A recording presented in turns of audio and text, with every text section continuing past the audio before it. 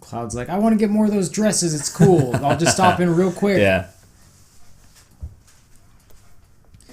What is that? Avarice? Is this when you have to jump to the fans or It's when you gotta jump. God. Yeah, I know. It's the worst part. It's the worst part. Although there's this nice little dumb discussion they have. Well, Cloud, way to just give up. Way to just give up. Guys, I'm real tired. I don't want to climb stuff. Yeah, look. What's that look like? There is no way. It's just a normal wire. Oh yeah? Well, to me it looks like a golden shiny wire of hope. Wow, Barrett. You're a real wordsmith, aren't you? Waxen poetic, Barrett? You're right. That's the only way to save our... Okay, that was a bad analogy. I was listening to the this week's Friendcast today, and someone asked them about female protagonists that they dislike, and they asked, like, what about Aeris or Rinoa from Final Fantasy 7 or 8? And from time to time, people will mention Aeris as being not a good character. And it's, you know, whether or not a character is good is often debatable, but people will call her boring. Or one note or something. And I feel like anyone who says that hasn't actually played this game in the last 10 years, because playing this game, like, Aeris is a fucking goofball. Not only is she goofy, but there's this feeling you have to have of finding somebody in your life that you come across that you're like, I don't know what it is about you, but there's something about you that I can't put my finger on, and I find you so intriguing, and I can't wait to get to know you. Oh, you're dead. Yeah. And then, then they're just gone. They're out of your life permanently. And you only have this one. You only got to see like one or two sides of them. You got to see like the goofball. You got to see like, you know, the sorrow or like the sad. You didn't get to see the whole spectrum. So that's always the image you will uphold in your mind is this goofball flower girl. That, you know, I think that there's. Maybe you don't need to look that deeply into shit, but I feel like if Cloud looks back on no, I think that's part of what makes this game so powerful, even when people don't recognize why something has an impact on them, it still has that impact on them, and I think that is a part of it. Because you look at Aeris as a character, she's usually this goofball, but from time to time, she will be 100% serious, and in those moments, you understand fully why, because she's the last of her kind, she's the only person who can speak to the planet, she's the only person who even has a hope of saving the planet, you know, towards the end of Disc 1. Like, she's the only one who can possibly cast Holy. Yeah. She's the one with the Holy Materia. She's the only one who can possibly cast it. It's similar to Yuna from Final Fantasy X, where there's this huge weight on her shoulders. Or Terra, yeah. And when she's being a goofball, it's like, is that her way of relieving stress? Is that just how she is? Because she's kind of headstrong as well, you know, as she would need to be growing up in a place like this.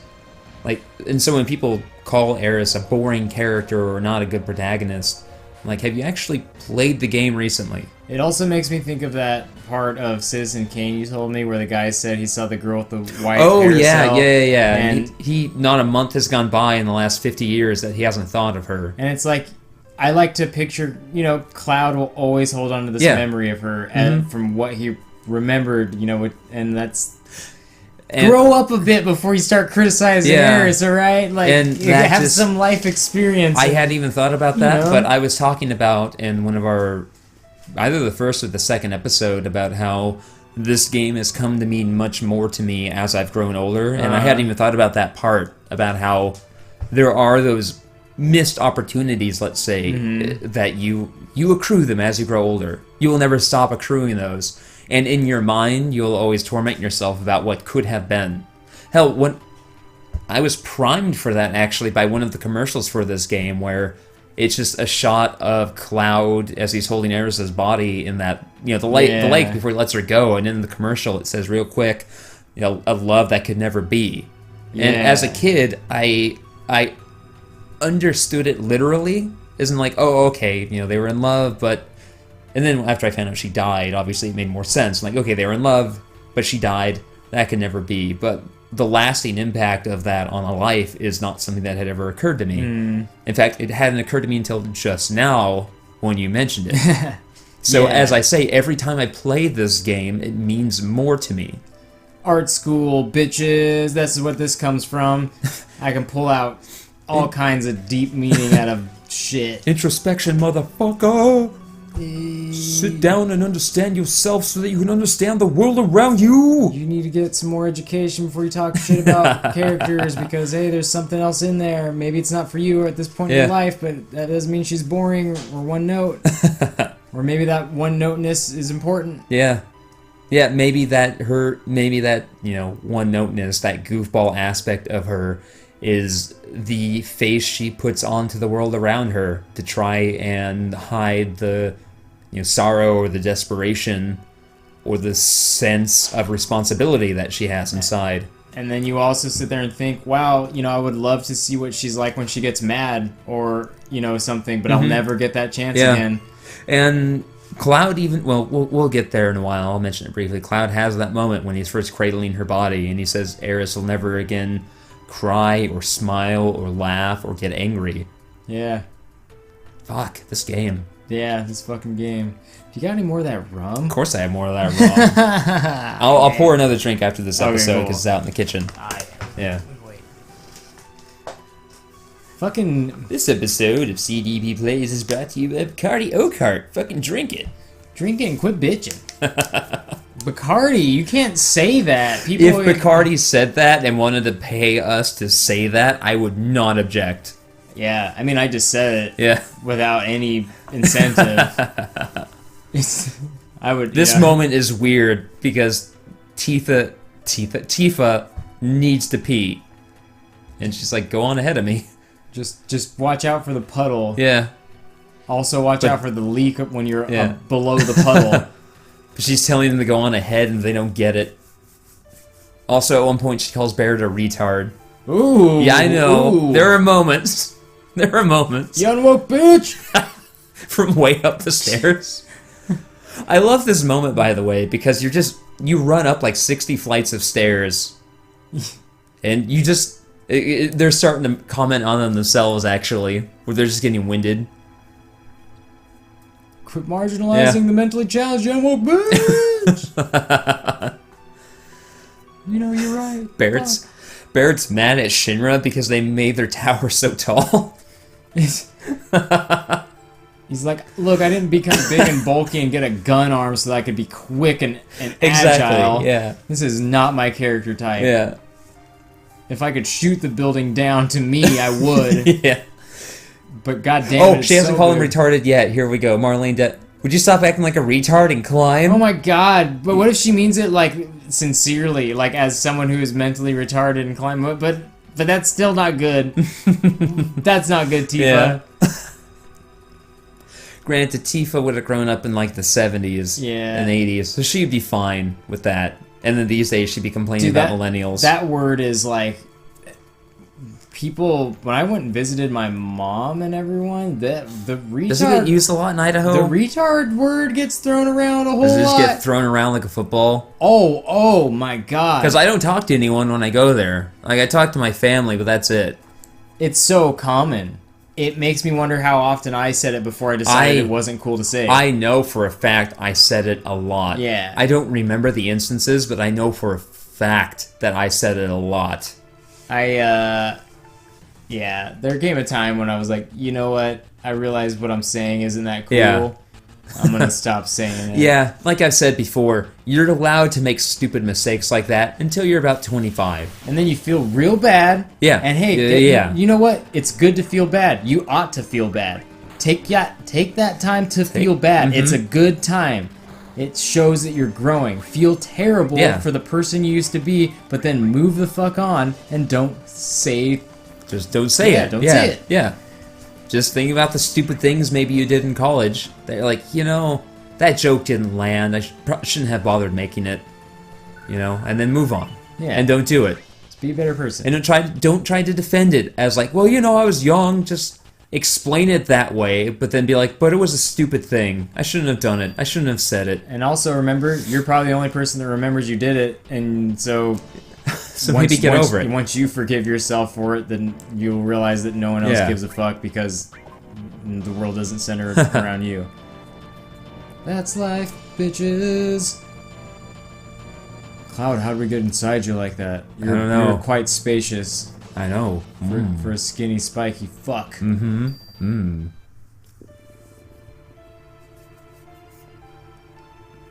This moment. This fucking guard is just asleep. Oh, so sleepy. Yet the camera knows that there's an intruder because you can see the red blinking light. Yeah, it's like sensor, like motion activated as well. It's like, hey, guard! They didn't program the security system to yell, but it's like doing all it can, which is blink loudly. This was my first experience with obnoxious stealth mechanics. Hey, it didn't work then, and guess what? Still doesn't work.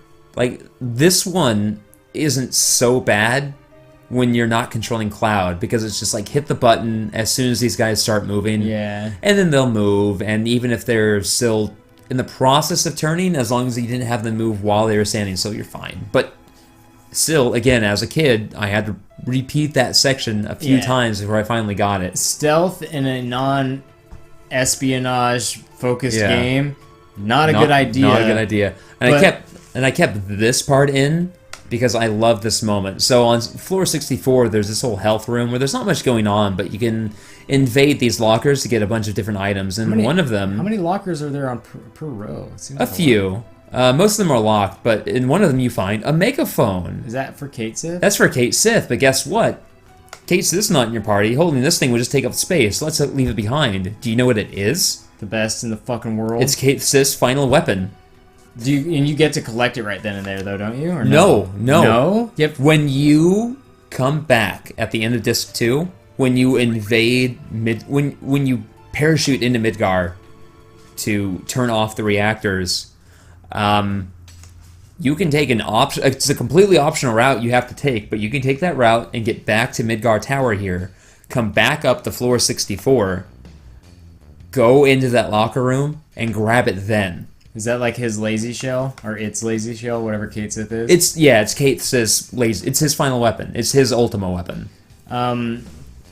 Yeah, I was gonna say, like, the stealth bit's not working, but I do appreciate Final Fantasy VII still trying to vary up the gameplay all the the time doing that, stuff. Like, there were the things like, the falling through floors, switches,